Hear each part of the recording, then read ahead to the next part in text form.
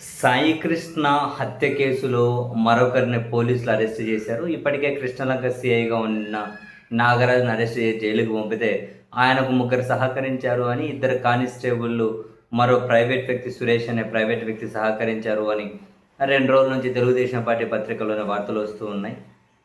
ఆ సహకరించిన ఇద్దరు కానిస్టేబుల్ జంప్ అట పరారీలో ఉన్నారట. ఇప్పుడు ఆ సహకరించిన ప్రైవేట్ వ్యక్తి సురేష్ అని ఆయన్ను అరెస్టు చేశారు అని రహస్య ప్రదేశంలో సిట్టు విచారిస్తుంది అని చెప్పి వార్తలు ప్రసారం అవుతూ ఉన్నాయి. వాస్తవానికి ఇది సిఐ కంటే కింద ఏదో కొందరికి మాత్రమే పరిమితం చేసి కేసు క్లోజ్ చేయాలనే ఉద్దేశంతో ఉన్నారు. ఇవన్నీ ఖండితుడుకు చర్యలు మాత్రమే. ఇది పారదర్శకంగా నిష్పక్షపాతంగా విచారణ జరుగుతుందనే నమ్మకం మాకు లేదు అని చెప్పి సాయికృష్ణ తల్లి గారు ఇంతకుముందే వేసిన హెబియస్ కార్పస్ పిటిషన్కి అనుబంధంగా మరో పిటిషన్ సిబిఐ విచారణ లేదా మరో థర్డ్ పార్టీతో విచారణ చేసి హైకోర్టు మానిటరింగ్ చేయమని చెప్పి ఒక పిటిషన్ వేశారు. మరో పిటిషన్ సిబిఐ విచారణ కోసం పెండింగ్లో ఉంది. సిట్ చేస్తున్న విచారణ మీద చాలా అనుమానాలు, ప్రశ్నలు కూడా పౌర సమాజం నుంచి కనిపిస్తూ ఉన్నాయి, వినిపిస్తూ ఉన్నాయి.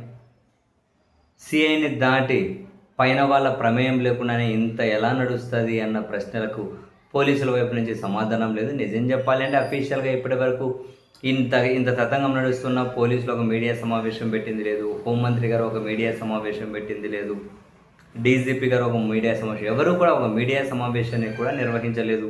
అసలు ఏం జరిగిందో చెప్పలేదు. ఇప్పటివరకు ఈ కేసులో అప్డేట్స్ ఏంటో చెప్పలేదు. బట్ సిట్ అయితే సిఐని ఆయనకు సహకరించారని మరో ముగ్గురిని అరెస్ట్ చేసే ప్రయత్నాలు ఒకరిని చేశారంట. ఇద్దరు కానిస్టేబుల్ పరారీలో ఉన్నారట. వాళ్ళ కోసం ప్రత్యేక బృందాలను బెంగళూరు, హైదరాబాద్ కూడా పంపించారు అని చెప్పి వార్తలు అయితే ప్రసారం అవుతూ ఉన్నాయి. సో అసలు పాయింట్ ఇద్దరు ముగ్గురు కాదు, కనీసం 12 నుంచి 15 మంది మినిమం ప్రత్యక్షంగా పాల్గొని ఉండొచ్చు.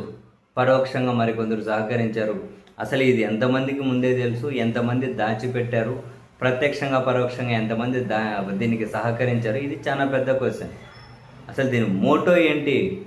ఇంతగానం ఇన్వాల్వ్ అయ్యి కొట్టి చంపేసి దాచిపెట్టి పెద్ద వాళ్ళ ఇన్వాల్వ్మెంట్, అసలు దీని మోటో ఏంటి అన్నది ప్రధానంగా పోలీసులు తేల్చాల్సినటువంటి అంశం.